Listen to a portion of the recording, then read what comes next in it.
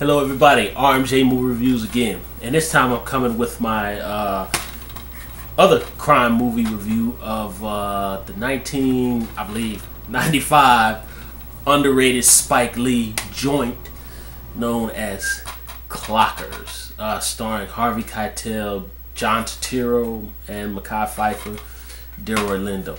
Clockers is really one of Spike Lee's most vastly underrated movies that I think Spike Lee has ever made in his canon of pictures. I still remember, even at the time, if I recall, somebody can correct me, but I do think that this movie did come out summer of 1995, if I remember right. And I just remember that, I remember they had it at this one movie theater, and I remember next thing you know, it was just like gone. I remember it, and I remember not really even seeing that many previews for it. I remember seeing ads in the newspaper, but they were like, you know, big blockbusters movies coming out. And this movie just kind of just came and just went. And nobody, I didn't even see this movie until it had come on video. And basically, this is a murder mystery set in Brooklyn, in the projects of Brooklyn. In New York City.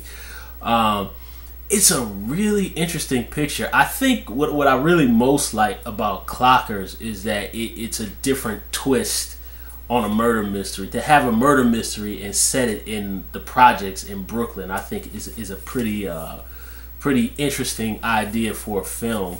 Not really used, because most of the time when you see kind of, especially movies that involve like cops and drug dealers, it's kind of the typical stuff that you see with any kind of picture that comes out of New York. Which I love all those crime and drug dealer cop movies. Those are great ones. But it was nice to let alone see this movie, which I heard it was based. It says in the credits it was based on a novel. And I think this movie was actually supposed to be directed by Martin Scorsese. I know he produced it, and it would have been interesting to see what Scorsese would have done with it. But it was really nice to see Spike Lee kind of do this kind of a movie, because he's never done anything like this before. And again, like I said, it was interesting to have a murder mystery set in the projects, which in this particular part of Brooklyn, the movie opens with real photographs kind of intercut with stuff that was shot for the film of real murder victims. So to have a murder mystery in this setting is, unfortunately, according to the movie, is quite common. You know, because it seems to be a lot of people who get killed, and you just don't know who did it. It's just another body, which even the police officers, the homicide detectives in the movie even say, another body on the ground. I think more I'm gonna stay with. I love the mystery aspect of the pictures. There's all kinds of red herrings. And, you know, Spike Lee brings a really unique way of telling the story. The story kind of goes from the present to flashbacks to kind of little subliminal messages that he drops in and out the movie, and then kind of, you know, Spike Lee has a really unique way of telling the story, you know, so it's not just A to Z typical cop murder mystery kind of thriller. And the performances here, of course, in a Spike Lee movie, Harvey Keitel, you know he's going to bring it. John Turturro. I believe this was Mekhi Phifer's first film, and he does a really good job. I mean, there's elements where sometimes, you know, Spike Lee kind of has his actors kind of over-exaggerate things, but I think that just fits in the style of the story. Because the movie has this real kind of, I can't explain it. The colors are like really muted, but then they're really strong. I don't know what that's actually called. It's probably in some sort of camera shooting guide to say what kind of cinematography they use for this movie. But I like the way it's shot. It really makes you feel like you're in this really just messed up world, man. And the mystery. Oh, I'm sorry, I forgot to mention that Isaiah Washington is in the film too. Fantastic performance. And the murder mystery, like I said, is told in a really unique fashion. I'm not going to give away any spoilers, because there might be somebody in the world who hasn't seen it, since this is not really known that well among wider audiences.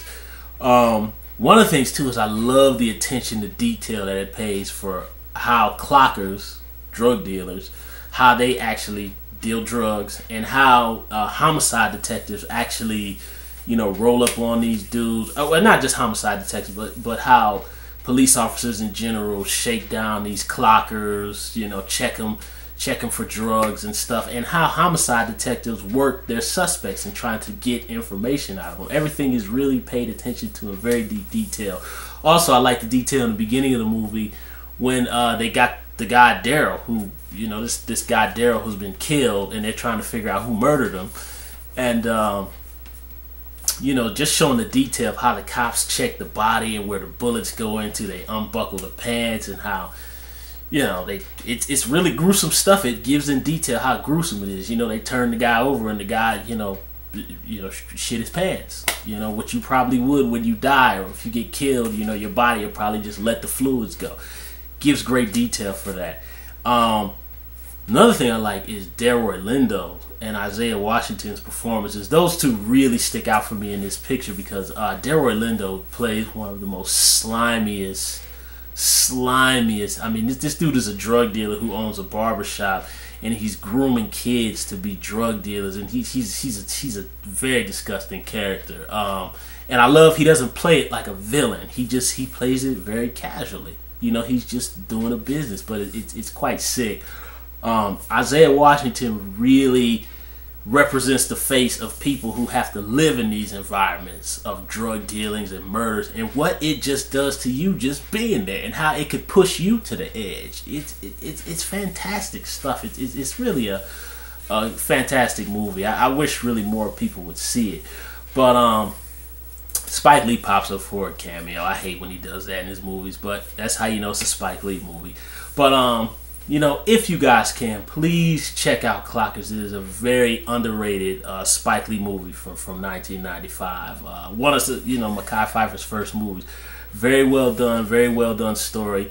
The mystery aspect, when it comes to a conclusion, I'm not going to say what happens, but kind of here nor there. I'll let you guys decide what really happened, because after watching it again, I'm not really sure exactly why Daryl was murdered, and if the person who was revealed actually did do it. So it kind of wraps up the story nicely, but then it kind of doesn't. And so it kind of leaves a hopeful message, but then it kind of leaves you with, oh man, there might be another drug dealer on the way out into the world to do the same thing again. So it's a very, very, very interesting film. Clockers, fantastic. I'm going to be coming with my next crime movie review, which is actually going to be the 1988 Dennis Hopper directed movie Colors, which that'll be fun to talk about, starring Sean Penn and Robert Duvall. RMJ Movie Reviews. Please leave some comments for Clockers, subscribe to my channel, like the video, and I will see you guys later.